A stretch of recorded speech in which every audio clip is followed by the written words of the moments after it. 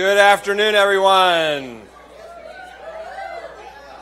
I'm Andrew Golis, the general manager of Vox, and it is my honor today to introduce our final live pod here at the Deep End, an episode of Kara Swisher's Recode Decode with Valerie Jarrett. Yes. Kara Swisher, as you all, I'm sure, know, is a co-founder of Recode and the executive editor and the host of this wonderful podcast. And Valerie Jarrett, someone beforehand was trying to run through all of the various boards that Valerie Jarrett is now on, and I just said I can't remember all of that, and I'll say something like this. But needless to say, it's very impressive. You all, of course, know her as perhaps President Obama's closest aide during his time in the White House. It is my honor to introduce this wonderful conversation.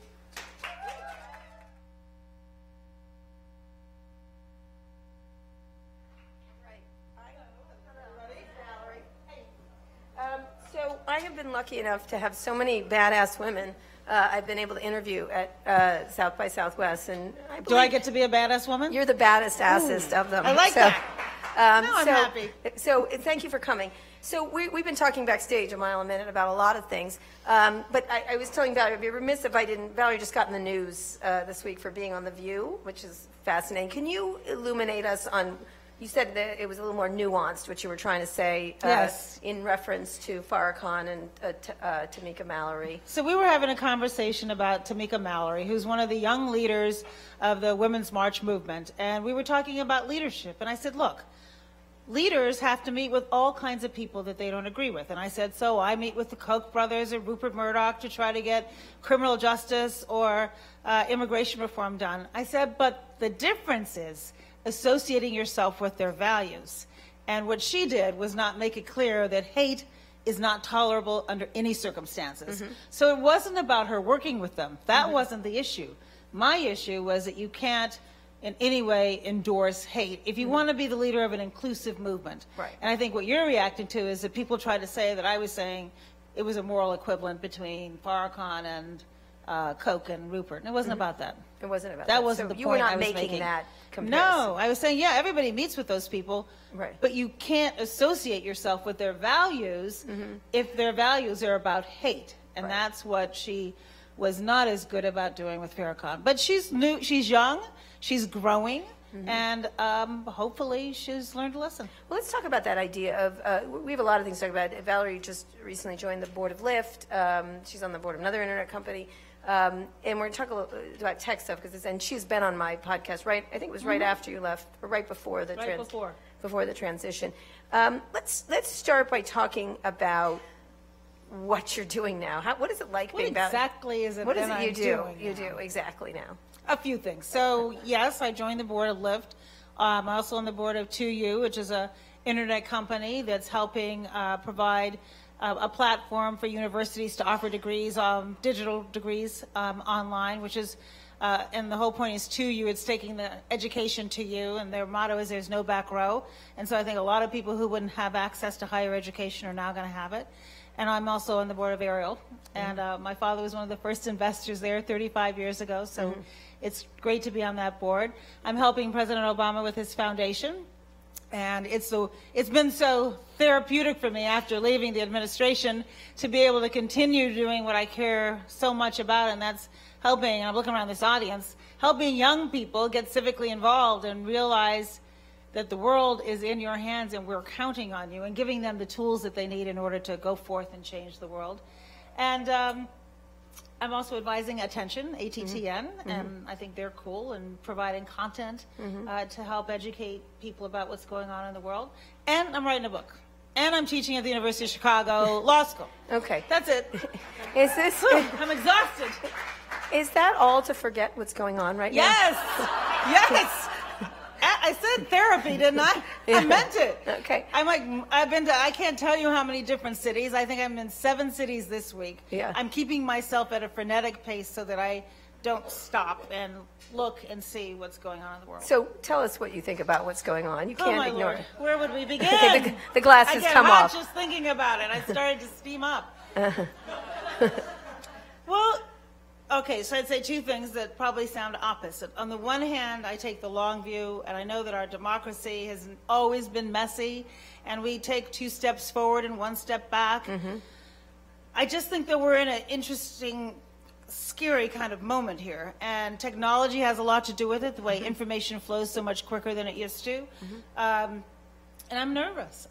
And I think what gives me hope is seeing those kids, and I'm going to stop calling them kids, those amazing young people in Parkland. That actually gives me hope. Now, you just met with them. I met with a few of them in New York earlier this week, and they recognize that it's a long road. I mean, they had a good, quick victory in Florida. It wasn't everything we would have wanted to keep guns out of the wrong hands, but it was progress. And it definitely would not have happened had it not been for their organization and energy and commitment. And the question is, how do we sustain this over time? And they're planning a big march for March 24th all over the country. If you can't make it to DC, join the march in your community. It's a show of force. But we know you have to convert that show of force into action, which has to be sustained. And to the degree we can help them do that, we want to. Right. But I will tell you, they're out. They figured it out. They figured out the code. Right. So the first part, you're optimistic about the long view. I'm very optimistic about the long view if, and it's a big if, we can keep this level of civic engagement.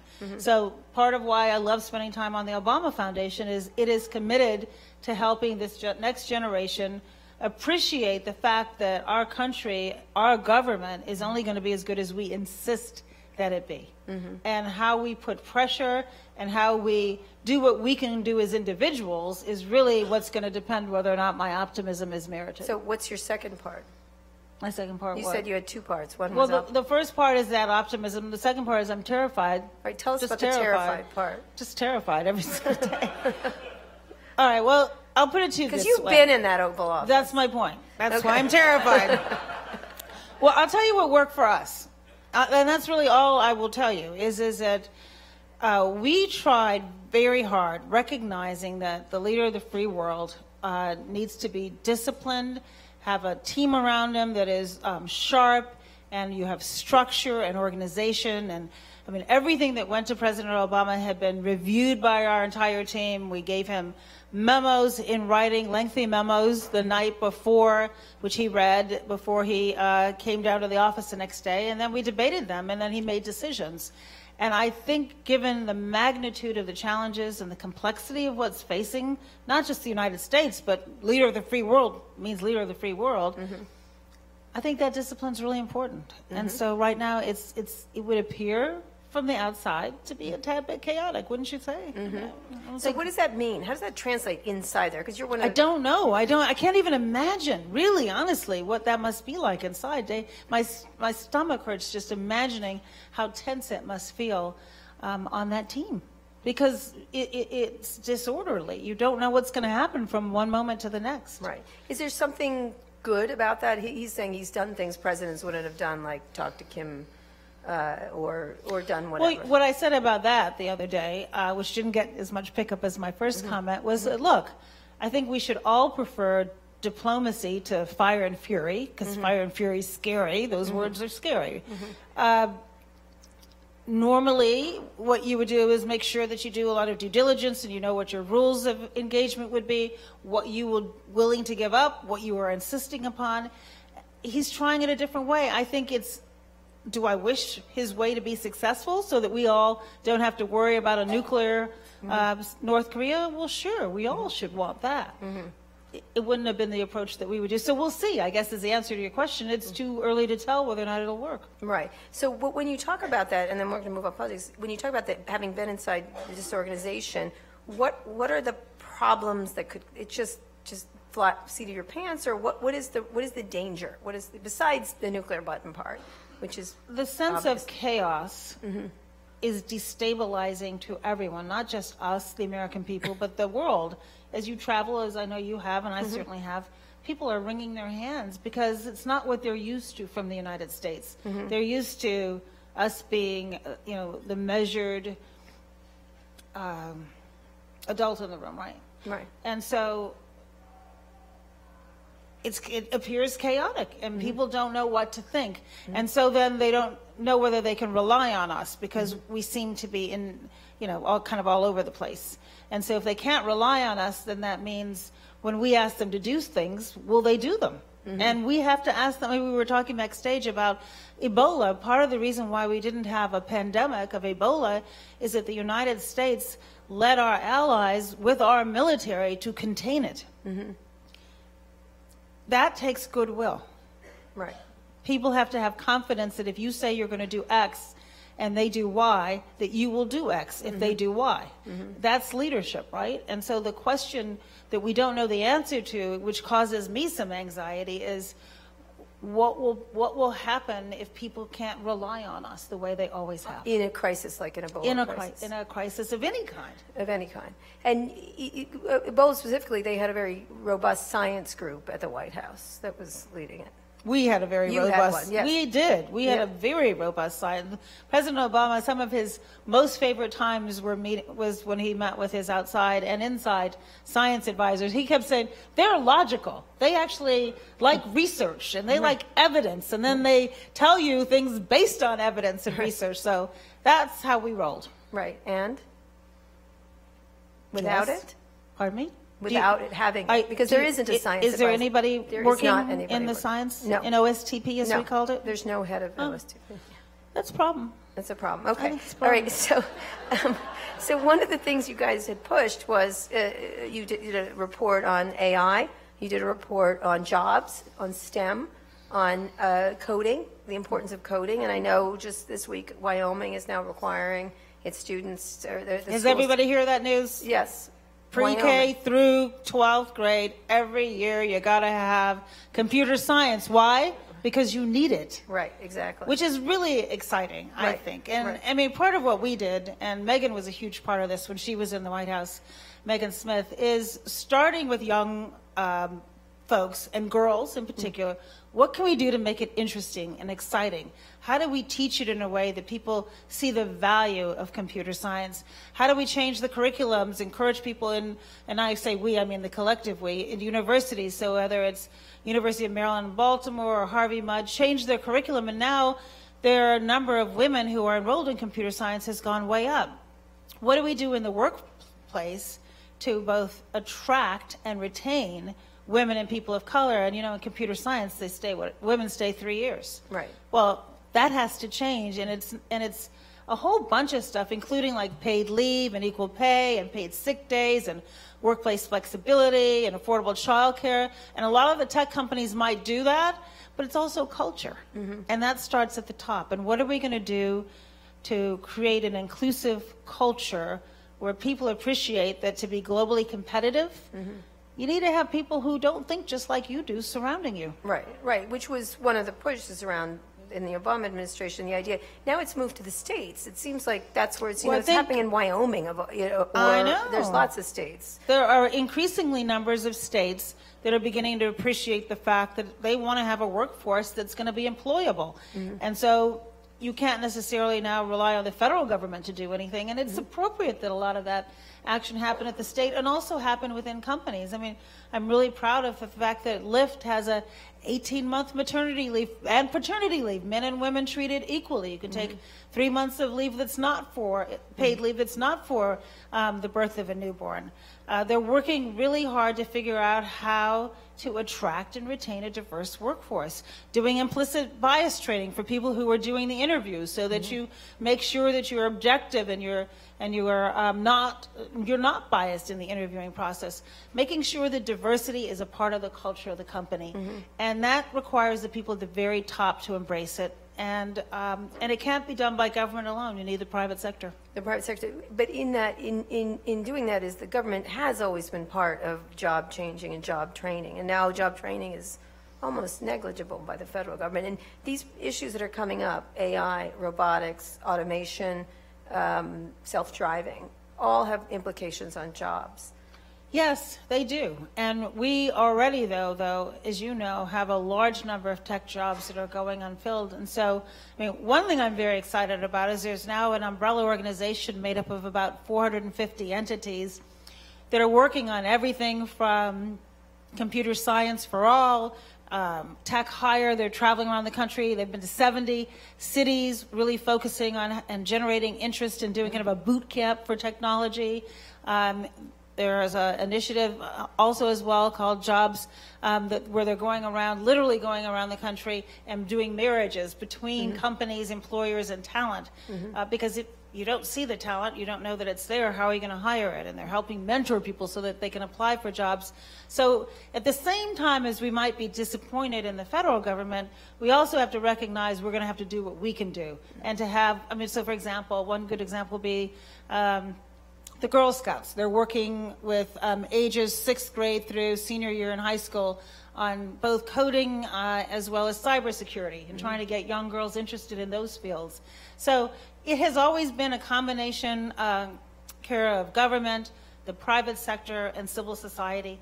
And we're going to have to rely on government other than the federal government. But that doesn't mean we should let them off the hook. Right. And I think we still have to continue to put pressure on Congress and the administration to step up on this. So let's talk about the sort of the dysfunctional political system, which I think That makes me sad. Yeah, it does. But does it come as a surprise to you? Because here was, President Obama was brought in on this hopeful wave that shifted so dramatically. How do you, having done all that work, what is that like? And then I do want to get into some of the stuff that's caused it, social media, all kinds of stuff, and the inability of the government to recognize what the Russians were doing all that time. So let's first talk about how you look at the dysfunction after years of sort of uplift in a lot of ways.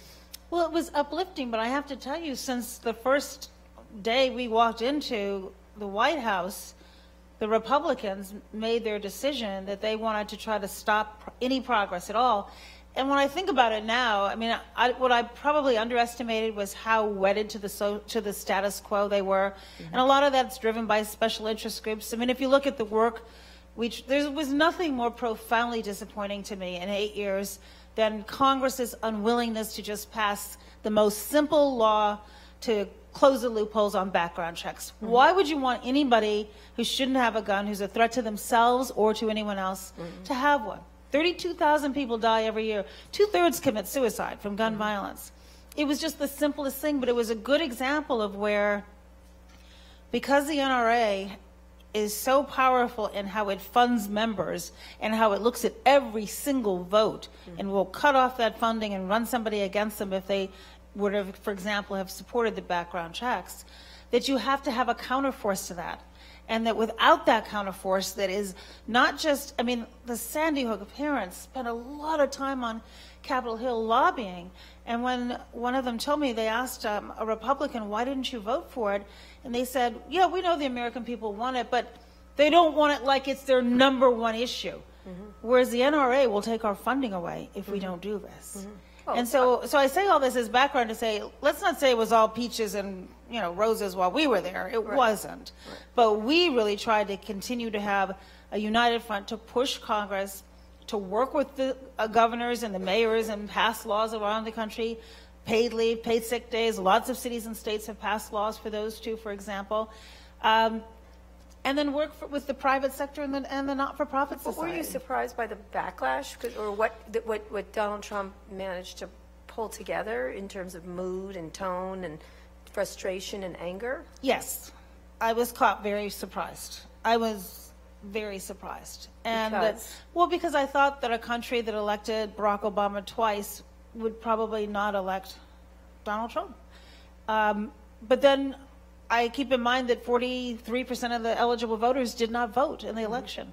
And so when 43% sit on the sidelines, that to me is a more concerning question. Like, what can we do to get people to appreciate that their minimum responsibility of being a citizen in this great country is to vote? And then let's go from there.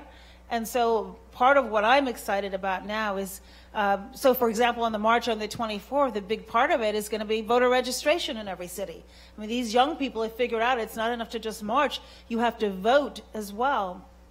And so that gives me reason. You see, I keep coming back to my optimism, because otherwise I go into a dark place and I don't want to go there. Right. I really want to. But what did you learn from reflecting on it? Like, because you have to not just say, oh, they're a bunch of racists, a bunch of idiots. There's No, something at the no. heart of it. There's economic disruption. I think there was a lot going on. I think there are a lot of people who legitimately just wanted to shake up the status quo because they're suffering, and they just wanted to do that. I think a lot of people, as I said, didn't vote. A lot of people may have thought that it didn't matter, that their vote didn't matter. And it's probably that latter group that I really want to help them understand, yeah, your vote really does matter. And I think there has been an awakening. Look at the Women's March that we had the day after the inauguration, and look at the energy we're seeing right now. So I think that, and as I've traveled around the country, I've met so many people, and women in particular, who want to run for office. And I always say we would be far better off if we had more women in elected office than we do right now. So I think, again, I keep focusing on the positive because I can't do anything about the negative. I'm curious about what lesson you learned from it, because again, you can't fully dismiss the feelings. Right? Oh, I don't dismiss the feelings at all. Do you think you missed something, or did you all feel like too elite, too? Because I remember being with a bunch of Washington reporters, and early on when Trump announced. And I have relatives in different parts of the country who liked him, who had what he was saying was reaching them. And some of it, what he was saying, I was like, oh, he's kind of right about people feeling left out. He's kind of right. And the reporters, which was really interesting, was like, oh, he's a clown carrier. He's not going to make anything. The Republican Party's not going to let him. That was what they kept saying. They're not going to allow it. I said, well, who's not going to elect him? I think, and this gets back to technology, that the traditional norms for how party politics work are changing. But let's hasten to say, Hillary Clinton did win the majority of the vote. She lost by not that much, so it was a close election. And our elections tend to be close because our country is divided. Even when Barack Obama won twice, it's not like it was by a huge, huge margin. So I think everybody always knew it would be close, but we thought it would tilt on the side of her winning.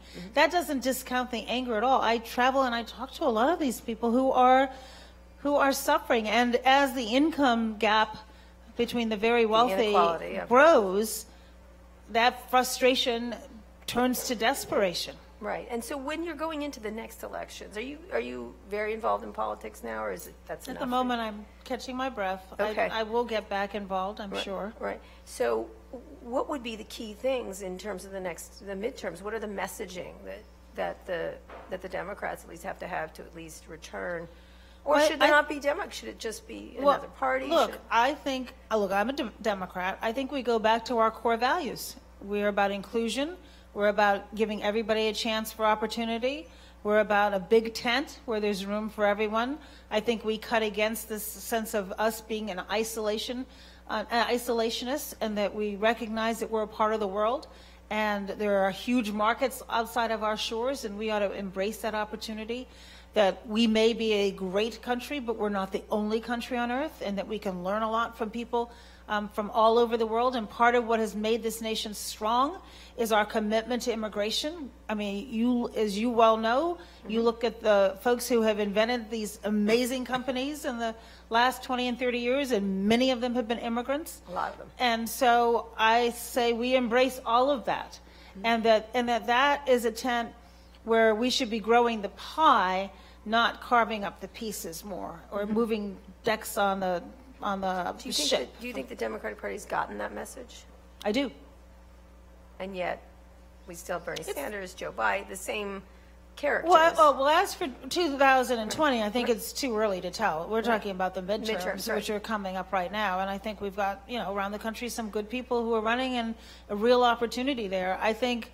As for 2020, I think it'll emerge over time. We don't necessarily know who's going to emerge today. Right. And I think, again, people who get engaged and support candidates and work for those candidates. One of the things that I learned in 2008 and then again in 2012, it's really hard to run a presidential campaign. I'd imagine. You need a lot of people on the ground making huge sacrifices who are committed to your vision for America.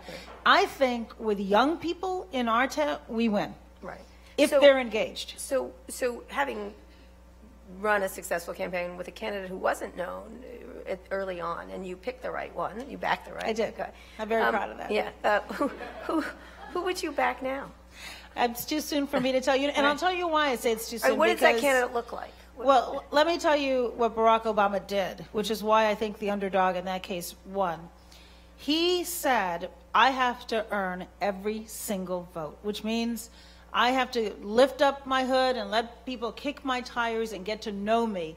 And one of the advantages of being the underdog is that you do know you got to get out there. And so he spent a lot of time in Iowa. And when we lost New Hampshire, which was just gut-wrenching at the time, but it probably was a really good thing because it forced him into a protracted primary election, which took him all over the country. And humbly and with great humility, he introduced himself over and over and over and over again to the American people. And I think what they picked up in him was authenticity. They felt like at the end they knew him and that they could count on him to keep them safe and look out for them. Right. I think that message still works. And so the person, that's the type of person I'm looking for. Someone where in this country where, you know, my family lives and I love and has been very good to me, that I know that my grandchildren and my great-grandchildren will be better off as a result of that person's leadership. Right. That's what I want. So how are they doing? They seem like they're having a ball. The Obamas? Yeah. They're good. Yeah. They're good. They're good. They're good. Yeah. I think they're good. Yeah. Yeah. I mean, let's put it this way. They're good personally. Yeah. I think it's hard. People always say, "Oh, isn't this so hard for you to watch?"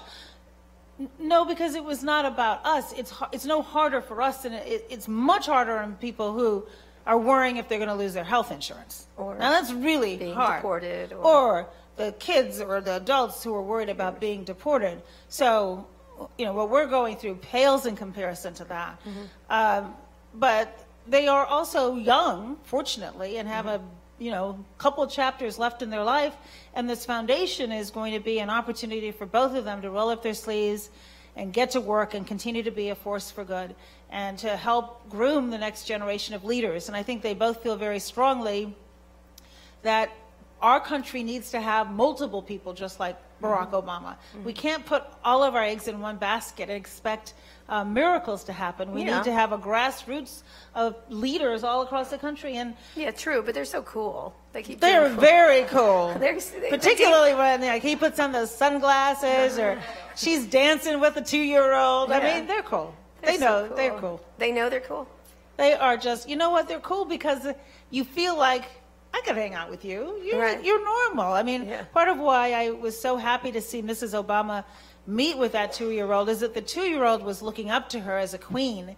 And what Mrs. Obama wanted her to see was like, I'm just like your mom. Right. I got kids, I still remember what it was like to have young kids in the hopes that you couldn't be what you can see. And I think for both the president and the first lady, President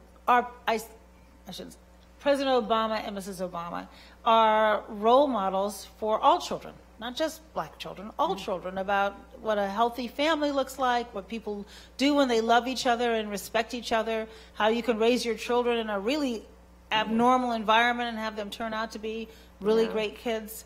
And so I think we miss the healthy family. We do. I do. I think they're still there, and and we have to just look other places to find. Are they going to be different What do you mean? Different presidents do different things. Do you see much more on the national scene outspoken or? Well, as you've seen so far not. President Obama has been very measured and has given a lot of space to his successor. I think what he wants to do is. You don't see him out there leading the opposition. Right. He's much more comfortable in the space of doing something positive. So he would rather help,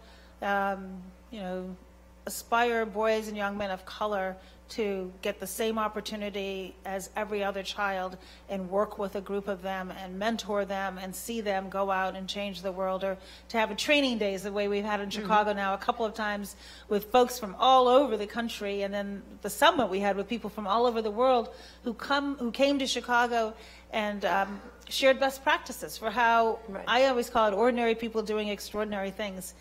That's where their head is. And then they're both also writing books, which I think will be an important part of history. Everybody's writing a book. Yeah, you all get book contracts. Got a lot to say. Let's talk about social media, and then we'll get to some questions, social media, because we talked about that backstage.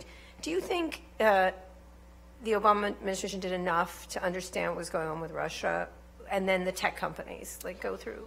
Look, I will say, let me back up from the question and say we are in the middle of a revolution. I mean, the technology revolution is like no revolution we've ever seen before in our country. I still Which remember. you guys used to great effect. We did, but I will confess to you, I remember President Obama was in office when he asked me what I knew about Twitter. And I said, you mean like all of Twitter? I mean, so that was in 2008. Yeah. I mean, I had no idea what he was talking about. And so look where we are today, right? And so a lot happened in 8 years. We were on the front end of that wave going into it. Right. But I will say, you were in this, I think we got kind of so focused, particularly early on, Carl, with the work and the policy and getting it right. I mean, remember, we were in the middle of the worst economic crisis of our lifetime, not since the Great Depression, and trying to get that ship back in order. So you didn't have time to We didn't tell the story as much as we should have, and so therefore we were not as adept at using the technology. And you have the White House briefing room with the traditional sources of press, and as time went on, we learned more effectively to, yes, we spoke to them, but we also had President Obama meet with the YouTube celebrities, and they came in and advised him on how to communicate. And some of them have followings that were at that point bigger than his, and they're 19 years old. And he said, well, how'd you do it? And we really listened and learned. And so I think we got better at it as time went on. I really don't want to say too much about Russia because there are other people who are obviously spending a lot of time looking at Russia right now. But I think that in retrospect, you make the best decisions you can with the information you have. And we used to say to us all the time, when are you going to bring me the easy decisions? And we go, oh no, we took care of those. You know? We never bring you that. We take care of that. You get the tough ones where it's judgment and you make judgment calls every single day. And with the benefit of hindsight, we would all maybe do things differently in our life. But I feel confident that based on what he knew when he knew it, he made the best decisions he could. Right. Was there great awareness of it, or just a vague awareness that they were? In some places, there was greater awareness than others. Right, right. But certainly, we've learned a lot more since then. So what now? We all have. What should happen now? Because the federal government is not really engaging on it. The White House is absolutely not engaging on it. Senators, there's the Senate committee. And they passed a law, and that law has not been implemented, and it should be. The and sanctions. I think that Congress needs to pay more attention to the implementation of the laws that they pass. Well, they can't implement them. The White House has to correct. But they have oversight authority. They can do stuff. They could get more engaged if they want to. We should be very worried about another country meddling in our elections. Yeah, and it has nothing to do with the outcome. It has to do with the meddling. Keep out of our elections. Right. And we should be, and as you heard our intelligence community saying, we haven't been directed to do so, and we can't without that direction. Right. Why wouldn't we want them out of our election? So where does the fault lie? Is it the tech companies? Because you all were close to the tech company. I mean, they were big fans of the Obama administration.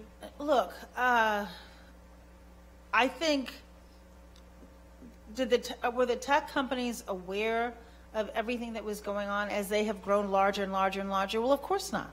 So they're going through a growing pain as well. They're trying to figure out what's happening with how are their tools being used as a force for evil. And fixing that, you would have a better idea how to fix that than I would. But it should be a united front of the private sector and government saying, what could be more key to our democracy than preserving the integrity of our voting? And we should be all really dedicated to that. Right. Would you as a Democrat be tougher on tech companies now? Because a lot of them are now. All of a sudden the Democrats are sort of anti-tech or more. Well, I don't think it's anti-tech. I think tech is an incredible tool for good. And I think I'm not anti-tech at all. I want to figure out how to make tech stay as good of a tool for good as it can and do no harm. Or do as little harm as possible. And what do you expect will happen to them? I don't know. You don't know? I don't know. I think it'll be interesting. I don't know whether Congress will step in or whether I know obviously they're taking a hard look at their internal procedures and policies and seeing what they can do. I'm sure this wasn't an outcome that they would have wanted. So no, but normally government regulates when there are threats. Right. And do you anticipate that, or you don't know? I gave up predicting Congress a long time ago. Right, right. Okay. So we're going to take some questions from the audience, but I want to talk, Leslie, about the Me Too movement. Yes. So good. So how do you look at this? You've been a strong woman in office. Look, I'm old enough to remember when I first started practicing law that a certain amount of abuse was just a given. And we just... Meaning what? What happened to you? Well, not just me, people around me, just lewd comments or how you looked or just inappropriate jokes. Mm-hmm. And honestly, I think my generation of women, we were trying to prove that we could be just like the guys and we wouldn't be offended, and we put up with a lot of stuff we shouldn't have put up with. Mm-hmm. And so I think it is terrific to see the show of force and the camaraderie and support that women are showing women and that men are showing women who are coming out and talking about something as horrendously traumatic as sexual harassment and the long-term effects that it can have on people. And it takes a lot of courage to come forward when that first person and second person and third person, and as you've seen as people have come out over time, even months later, people finally say, okay, I now have the strength to do this. And I think that is great, and we ought to be supporting that movement, and we ought to be looking at ways in which we can create a work culture, well, let me go bigger, a society that's free of sexual harassment, where everybody's treated equally. And that means don't touch me if I didn't invite you to touch me.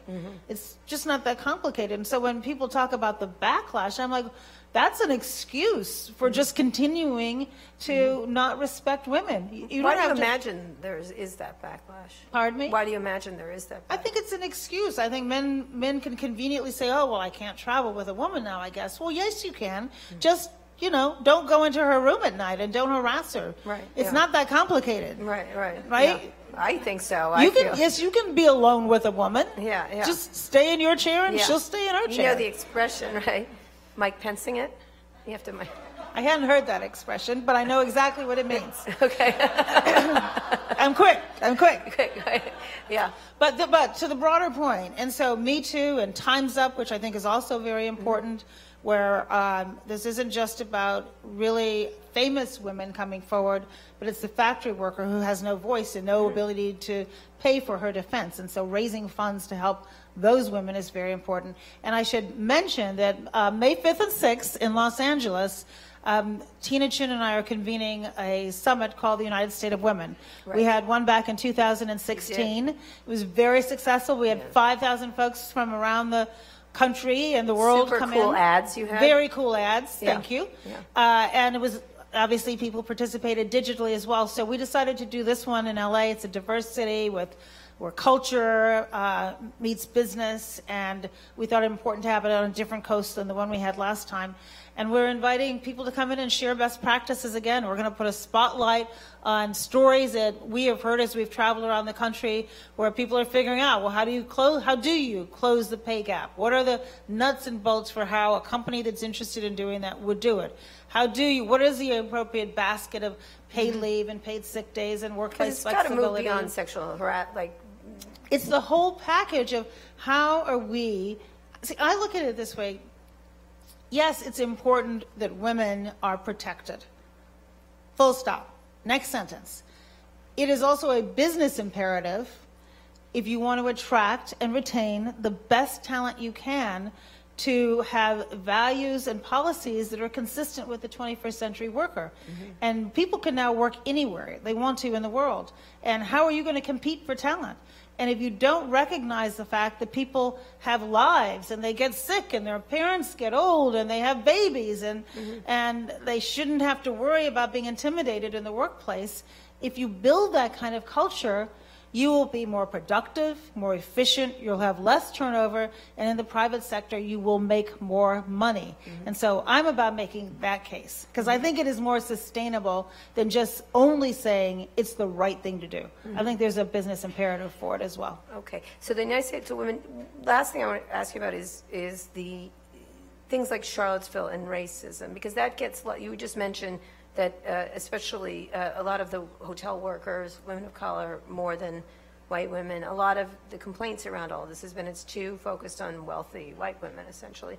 When you look out at some of the stuff that's come out, the racial remarks, the things around the president, the enablers around him that didn't leave when they might have. You were there. What goes into those calculations? And how did you feel when you saw? I don't have any idea what went into his calculations or the people around him. I can only tell you, we went to great lengths to be very clear about hate and to say that doesn't reflect our values and that there's no place in our administration or our circle for those values. Right. But you just said, that this country which elected Barack Obama twice, then to see that as a person of color yourself, what was that to see? Well, it's very painful. Yeah. Obviously, very painful. So what is the anecdote to that? Well, I think we have to be more inclusive, and people have to, and I've been actually spending a lot of time trying to think this through, because part of how technology gets in the way now for this goal that I see is, look, when I was growing up, it's a pretty young audience, I listened to Walter Cronkite. Whatever he said was true, and he said it once a day on the evening news, and his staff had all day to figure out the truth, and there was only one time where he separated fact from editorial, and it was about Vietnam, and it was ground shaking when he did it, because he never did it. And then you add entertainment. News also used to be the loss leader. Now news makes money, and which means it goes into entertainment much more so. And then you add to that these devices that we're also addicted to, and you source on your device, you decide what comes in, and it comes in from your circle. And so what do we do to get outside of that small little echo chamber that is getting tighter and tighter and tighter, and actually talk to people with whom we disagree, with whom we have different life experiences, and actually hear them and empathize with them and try to imagine what life for them is like. And so I think part of what we saw, for example, why you saw such a diverse group of people come out after Laquan McDonald's murder in Chicago is that I think it was jolting to a lot of people to learn that black people might be treated differently by some police than white people. I had people in my office come up to me and said, I had no idea that there was a talk that black families gave their sons. That's second nature in my household. We all had that talk. Even though I wasn't a boy, I was in the room when that talk was happening. When you see a person shot in the back 16 times, it's searing, and you have no choice but to feel empathy. And so how do we allow ourselves to feel that empathy without a tragedy happening? How can we just... do you imagine it would happen with these devices? They're addictive, Well, this is what I'm worried about, is how can we, I'm interested in, I shouldn't just say worried, how can we use those devices to be a opportunity for that kind of a conversation?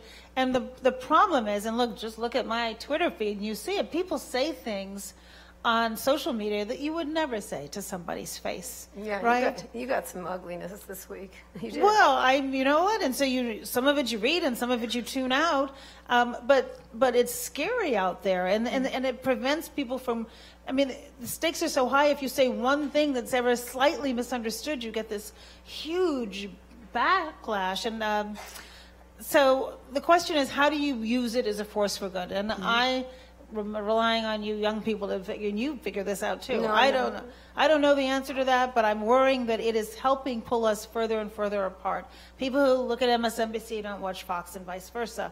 And so what do we do to, on our own, facilitate those opportunities for a better understanding? I mean, we're a diverse, richly diverse country. I call it richly diverse. That's a strength.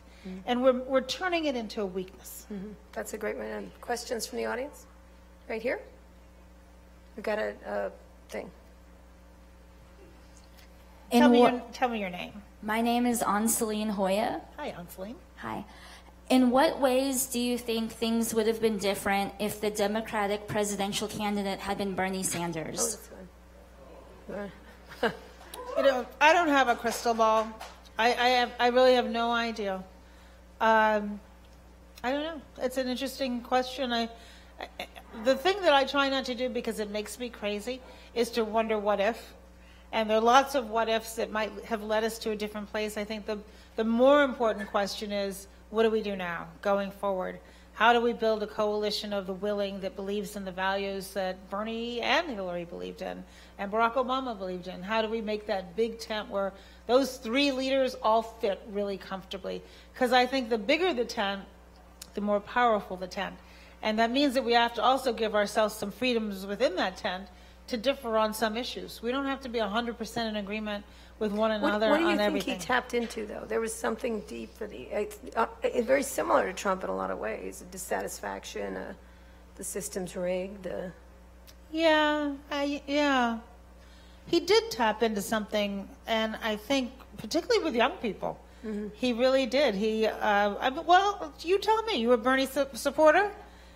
I was both, or I am still both, a Bernie supporter and a Hillary supporter. Mm-hmm. What was it about Bernie that you found attractive? Thank Oh, you. I like this. We're turning the tables.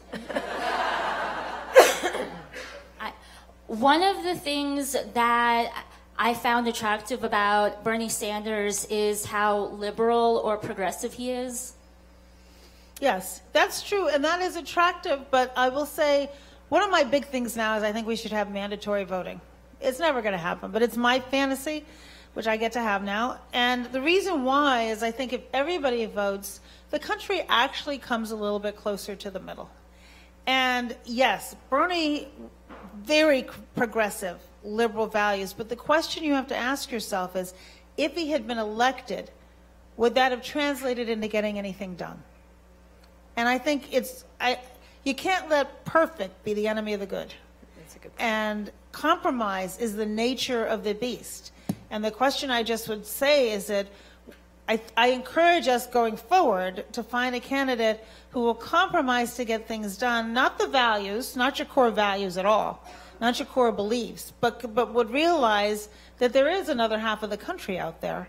And we have to make sure that we're at least trying to figure out how to get them some of what will make them feel better. No, I don't think we should compromise on things like keeping guns out of the wrong hands, but surely there must be matters where there's a line and there are other matters where there's wiggle room. And I think we're getting so that we're not good on the wiggle room, and that's a problem. All right, next question. Who has it right here? Sure. Stand. Thank you. Hi, I'm Melissa. Hi, Alyssa. You have had, and obviously continue to have, a very successful career related to the law and public policy. And I wonder what advice you have for young women who are interested in those areas, and in particular, young women who are planning to run for office. Well, you are a dream come true because, and I'll tell you why, because about 2 years ago, my daughter, who's now in journalism, but at the time was a lawyer, interviewed me. And the first question she asked me is, what would you tell a 30-year-old Valerie Jarrett? And that's what my book is going to be about. So I just sold the first copy of my book to you. You know what? I will say this. I did sell the book to you, so I'm serious about that. But I'll also say this, that I think part of where I got tripped up early on is that I really wasn't listening to the quiet voice inside of me. I was listening to my family that was proud because I was the first lawyer in my family, and I was listening to my friends who said, oh, you've got that fancy office in the Sears Tower. And I was kind of going through the motions, but I wasn't really passionate about what I was doing. And it wasn't until I walked away from the corporate law and I walked into City Hall, where my office was a cubicle facing the alley, that I actually found where I belonged. And it was this calling for public service, starting out locally in a city that I love, Chicago, where I just wanted to help make my city better. And I wanted my client to be the city of Chicago and all of the taxpayers in the city of Chicago.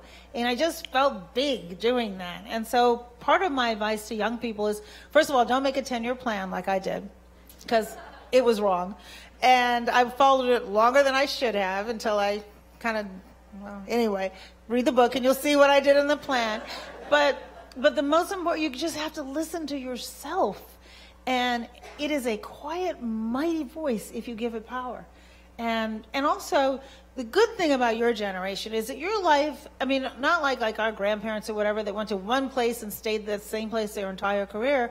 You have multiple chapters. Don't feel like you have to do everything on day one. Yep. And pace yourself. It is a marathon. And the final thing I'll say on this is that people often, and I know can you have it all? And well, not at all at the same time, and you shouldn't expect it, because if you think you're having it all, you're probably doing it all. And that's what I tried to do. I tried to make baby food from scratch. I was a single mom. I tried to work till 2 a.m. I tried to be like the perfect everything. Why was I making that baby food? That didn't make any sense. I cut the baby food. She's fine. She's fine. I went and bought those little jars. But I had to drop 1,000 balls before I realized that. And so give yourself a little bit of a break and don't try to be so darn perfect. Why didn't you run for office? Too old. I like your little hand thing now. I don't think so. I think I'd much rather help you guys. There's so many Why organizations. didn't you run for office? Why didn't I? Yeah. I thought about running for office when I really thought being like mayor of Chicago was the coolest job, because I'd worked for 3 mayors, as it turned out. And if Mayor Daley hadn't run for his last term, I actually thought about it then. And then when President Obama, but he did, so I wasn't going to run against him. He was my mentor. And then when President Obama was elected to the presidency, I thought about putting my hat in the ring for his job, but our governor now is in prison, so I'm glad I didn't do that. That could have ended very poorly. And I don't know that I have the fire in my belly at this stage to do it. I would really much rather find some young people here and get behind you and help you not make any mistakes that I may have made. I think that's the phase of my life I'm in right this second. Right, okay. But if I change my mind... All right, okay, let me know. All right, next question. She's got it right here, and then there, and then here. Patrick. Hey, Patrick. So right now, I'm just ridiculously inspired by all the political activity I'm seeing, all the people getting involved. I'm positive we are going to crush the GOP in 2018, and everything is going to go well as long as this state of terror reigns. But I also worked in the 2010 cycle, and my question for you is, with the virtue of hindsight, what advice do you have to all of the passionate organizers that are lighting fires right now? Because lighting fires is hard, but keeping them burning is even harder. Do you have any advice for us on what we can do better this time? Yes. 2010 was terrible. We kept thinking that President Obama's popularity was transferable, but you can't do it with one person. You have to have, as you said, the energy on the ground. And it's hard. And I remember he invited in some of the demonstrators who had been in Ferguson, Missouri after Michael Brown's death. And they had been out there demonstrating for months. He brought them in the Oval Office. He said, look, it wasn't that long ago I was a community organizer, and you're cold and you're knocking on doors and they're slamming your face in the door. And it is not easy work. And so I think you have to recognize that it is hard. And it is the most important thing you'll ever do to fight for your democracy. It is so important that you do it. And if you do it, a man named Barack Hussein Obama can get elected not once but twice. So crazy things can happen if you do it. And the question is, how do you keep momentum going when it isn't the top of the ticket, or it isn't the most inspirational candidate, but it's somebody who will be really competent and good? And I think sometimes we expect too much of our candidates. They need to be honest, they need to have integrity and character and a vision you share. And then you've got to just get out there and do the hard work. And you also have to pace yourself, as I was saying earlier about being perfect, which means don't run so hard that by September you're exhausted, because the election's in November. So pace yourself to get through the election, and then go rest, and then get ready for the next one. And not just Congress. You should care who is in your state legislatures. Yeah. Right? They've drawn these maps in all kinds of crazy ways, and Eric Holder is now running a commission for that. But the real way to do it is what the Republicans started doing 25 years ago, and that is supporting candidates for these what seemingly nondescript roles that are extraordinarily important. And so understand, up and down the ticket, you have to get involved. Who's on your school board? That's a big deal for how your kids are going to get educated. And I think, unfortunately, we just get seduced by the big things, but it's the little, if nothing else, we've had a civics lesson, right? I think people thought, well, they didn't have to vote in 10 because Barack Obama was the president. Well, how can Barack Obama get anything done without a Congress with whom he can work? So we've learned that lesson. We've learned enough lessons to not let this stuff happen again, right? Probably we will. Next question. 2 more questions. This one and then right here in front. Hi, I'm Tom Luce. Thanks for coming. This is really informative. You talked about the core values that you feel like the Democrats need to push on. Obviously, that's the spirit of the party, so that's very important. But okay, what? As I think it's clear enough that the Democrats are also struggling to kind of find their voice, their messaging voice, because right now we don't know why we're losing so much in so many different ways, except for these, what should be easy, elections that we're still closely winning, right, in Alabama and elsewhere. Well, Alabama hadn't gone Democrat in a very long time. That's true. And they have described Democrats down there as being as bad as child molesters. Right. So that was a huge victory. Please. For another time. Yeah. And that was African American women who just got out there and worked hard and voted. So, I feel like, and this is just my thinking, okay. I can't help but feel as Democrats are trying to find the voice, they were missing the red elephant in the room, which is that I don't think we're doing a very good job of telling those core values through the lens of economics, both at a macro level and at an individual level, and why that's good for people, in their checkbooks. No, I think what he's saying is a lot of, I agree with you, that the Democrats just feel anti-Trump. And that's not enough. It's never enough to just be anti-something. You have to be for particularly something. Particularly him. People emotionally, psychologically have to be for something to sustain it, back to the earlier question. And so I think if you don't like the message, develop a message you do like, and then go on social media with your message and encourage your friends to support your message. I mean, this is the whole point of Parkland, is it's just totally different now. The paradigm is, it's really in your hands. You have much more power. You don't have to simply rely on the party leaders. Although I do support our party leaders. Who is the party leader? Well, there isn't one. And I liked your face. Your face said a whole lot more than your answer.